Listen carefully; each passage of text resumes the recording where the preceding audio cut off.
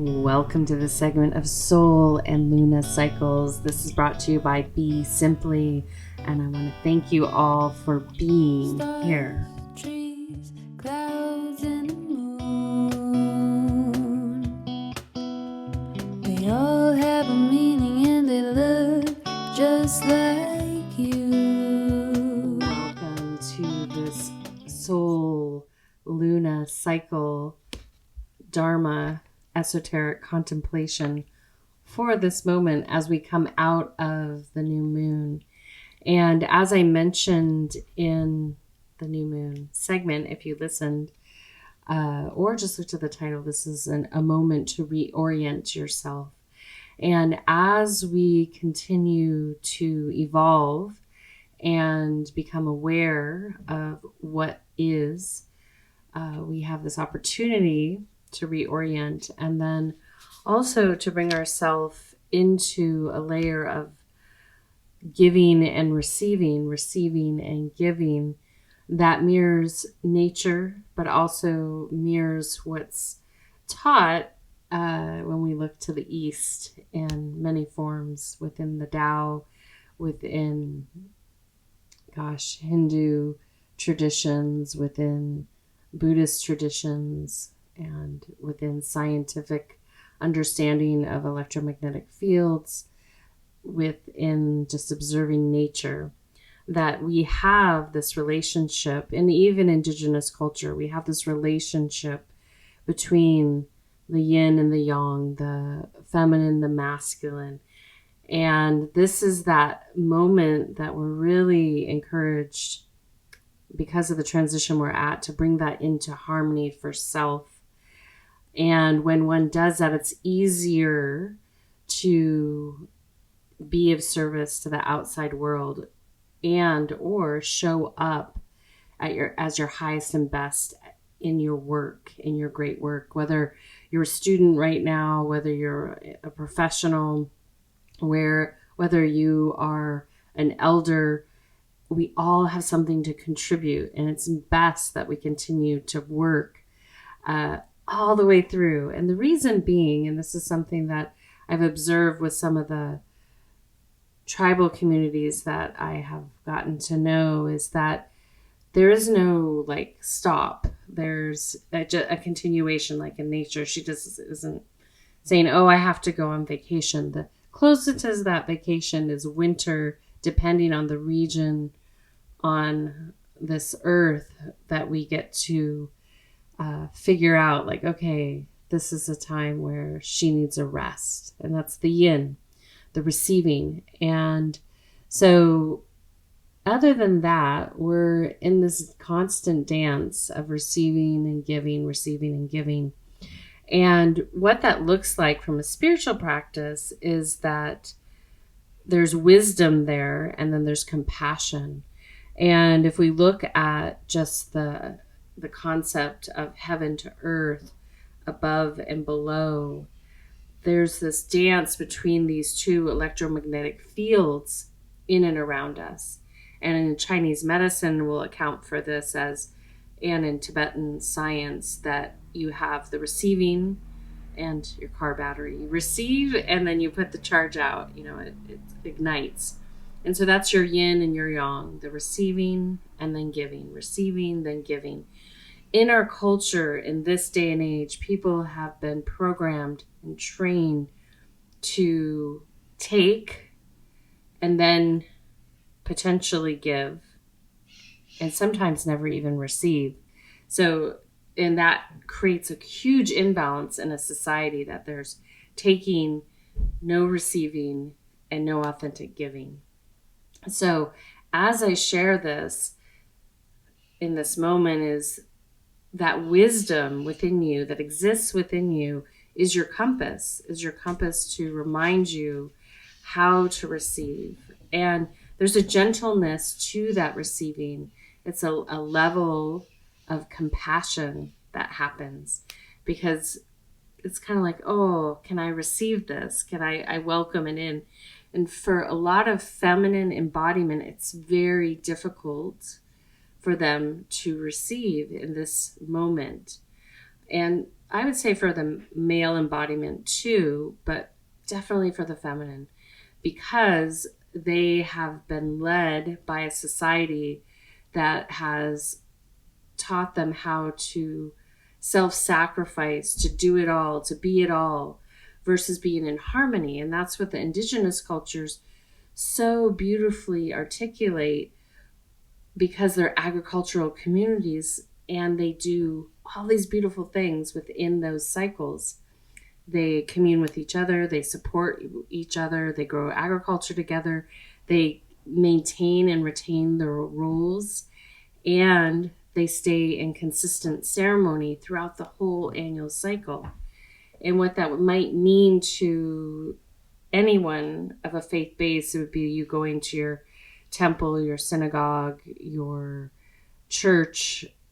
That would be your consistent meeting of your practice. So our society is so in a rush to grab and take. Even in spiritual practice, people want to like hook themselves up to electrodes. They want to jump past. And I promise you, if you turbo boost yourself forward, it's not going to get you anywhere, because you haven't retained it. You haven't embodied it. Right now, anyone can go anywhere on the internet and gather a bunch of information and regurgitate it and pretend like they know it. And the reason, like, when you spend time with a subject matter, even your faith, you start to get to know it a little differently. So you can really have these deeper ahas. And the most curious thing about a faith spiritual practice is that the ahas are almost best not spoken, because it's kind of like having a funny joke and you try to share it with someone, but if they weren't there, no one can really get it completely because they weren't there. It's just like even a parent sharing something they experienced in their childhood. Their children aren't going to really understand it because they weren't there. And so when we go from taking, that would be like grasping at, in this sense, in a spiritual sense, grasping at the wisdom, taking the wisdom, never offering anything to that wisdom, because the wisdom is there and is compassionate with us all, to understand that we may not have our manners about us, that we might just reach and grasp for things everywhere and anywhere and not see the value. Well, we've degraded so many things right now, and we're still trying to run full speed ahead. We don't need to go faster. We need to slow down. And the reason is because we're not in harmony with this planetary system. We don't need to worry about Mother Earth. She'll be fine. She shows us the rhythm of nature. She shows us the natural rhythm of nature, not one that's influenced by artificial means. And so if you're interested in really deepening your relationship to that word compassion, and with compassion, its best friend is love and compassion. When we open up our heart in that gentle way, it's easier to receive, because we're holding that vestibule for whatever someone is offering us, whether it's nature, a person, and having compassion. If you even hark back to maybe when you were a kid and you made something for one of your parents, and maybe looking back on it, you'd be like, oh my gosh, I can't believe, I made that or I gave that to someone. But your parent opens their heart and has love and compassion because they know that you put your heart and your love into that drawing, that sculpture, whatever it might be. And you created it with the capacity at which you were in that moment. And there's something so pure and beautiful about that, even if it's not a masterpiece. So that's kind of the dance that one looks for in these moments, is that you welcome yourself to receive with this nice, clear heart, compassion, so that you're not in a place of judgment or ridicule or completely stonewalling what's being offered to you. And then from there, you can start to harness and digest what was given to you by integrating it with your innate wisdom, your inner guidance, so that you can take action and give that with alignment and calibration with your highest and your best. And so, why there are a lot of carrots dangling right now to use machines in a way that will actually encourage you to quote unquote cheat, bypass, and steal. Rather than do that, you have the opportunity to be like, wow, I could practice cultivating love and compassion, practice receiving, and then practice integrating that with the wisdom, my innate wisdom, however you relate to that word spiritually, esoterically, scientifically, through nature. Then you're able to give authentically. So often in the society that's quickly transforming, we've become accustomed to giving to get something. You've heard that phrase, you got to pay to play kind of thing. It creates a lot of false relationships with a lot of strings attached. And so if you're inspired, you can start to bring yourself into harmony by saying, okay, I'm ready to be in repose and then integrate and shape, create that with wisdom and give that out to the world. And then that yin and that yang is in this dynamic, fluid action. And within that, it's such an inward sacred process that one isn't moving from the ego in a sense, like, look at me, look at what I've done. And, you know, it takes all of us some time to learn about what that ego is there for. And sometimes that ego protects us. You know, it's the outer shield to protect the inner insecurities and the vulnerabilities and the places where we haven't learned how to polish our jagged edges and attain our mastery. And so as you potentially choose to reorient yourself during this lunar cycle, I encourage you also to practice receiving. And then I also encourage you to integrate what you receive with your highest, your self, and see if you can look at it in a way that you haven't looked at it before. And then from there, I encourage you to look at generosity, giving in a whole new way, without strings, where it authentically comes up and you're like, wow, I want to give in a way that is so neutral. It's clear, clean energy, that it doesn't have this entanglement, to the best of your ability. And this is a practice. And from there, that will start to balance your own scales in your life, because what will happen is you will start to magnetize other beings that are in the same resonance, that are having this natural awareness that they are best to bring themselves in alignment and calibration to what's coming up on the horizon, versus continuing to emulate programming from before here. And it takes great courage to reorient self, and it takes great courage to look at new bodies of information.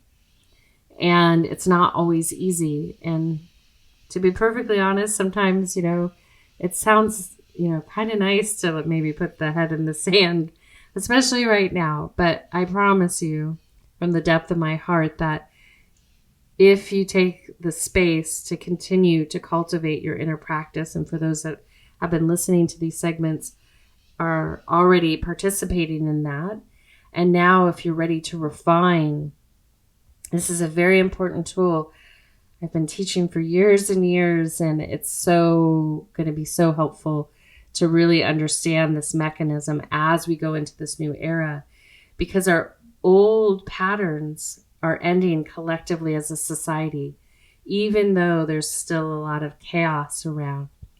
But I promise you, if you I keep saying that, I promise you, but if you start to practice, you'll see the rewards. And know that they don't necessarily, those rewards aren't necessarily physical items. You know, when I say the word receiving and giving, your mind might automatically go to things that are physical. Yet I want you to contemplate going beyond that, because there's a mystery that starts to occur. And then as you get into alignment with that process, that alchemical process within you, you will continue to open like a flower and get deeper with it. And typically what happens is you'll get a little quieter because you'll understand your footprint here and how you can continue to refine. There will be a natural motivation. And then what that does is then you start to magnetize to conditions that are aligned with this aspect of yourself, the wisdom aspect, your heart, your compassion. And then immediately your surroundings start to change. And this is where we can start to feel the unexplainable bridge into our perception of mundane reality. And then the icing on the top of this cake is that everything that you do in quote unquote the mundane is filled with this alchemical dance that you continue to refine from within. And then there's not this need to grasp. There's the ability to articulate and be where you need to be in harmony and resonance with yourself. And there's a certainty from there that you will know, okay, this is the rhythm I'm going to be moving at. And I can continue to feed this into all that I do. And so that's why I will continue to advocate to stay human right now and stay in natural harmony with nature all around you. It will help create that rhythm and pace. There is no hurry. There's no hurry. And there's no running ahead. The joke is on us, you know. We keep making things go faster and faster. And really, mastery comes when we slow down and drop in and be without this pressure of pushing so hard and grasping and taking. So as we close out this, I'm going to just put a gentle song from Kadri Scott that I shared at the new moon, All I Need. And may each and every one of you, if inspired, take some time to continue to reorient and to refine self in the sense of noticing and observing first how you interact with the world around you, how you are at receiving, and then practice at opening that heart and with love and compassion and gratitude. And then noticing how you are at integrating your wisdom. And that will be typically sourced from within and then maybe enhanced by some of the sacred texts or science or things about nature that you like to read. And then from there, as you allow those two to support one another, notice where you're ready to give authentically and notice how it is spontaneously inspired. Until next time, this is Suzanne signing out with a full heart, a soft gaze, a deep bow, Stars, and trees, a namaste. clouds, and the moon. They all have a meaning and they look just like you. Some places, some place new. All I really wanna do is flee. the stars, in the trees. Baby, that's all I need.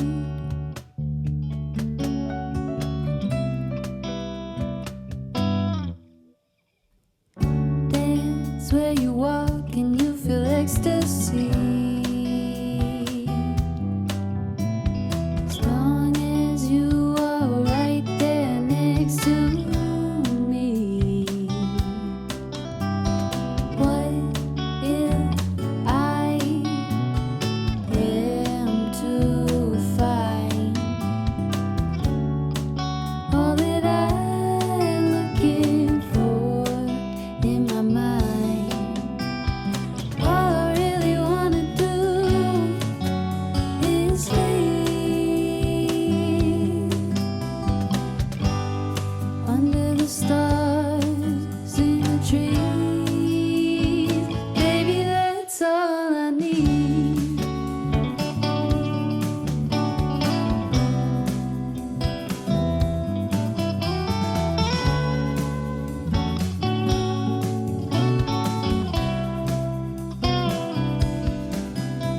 See, the trees don't need the handheld, they grow beside you. Yeah, they don't try to fight you, don't try to push far ahead. And if you need me at all, come and find me. I'll be unwinding under the shade of the trees. Days where you walk and you feel ecstasy.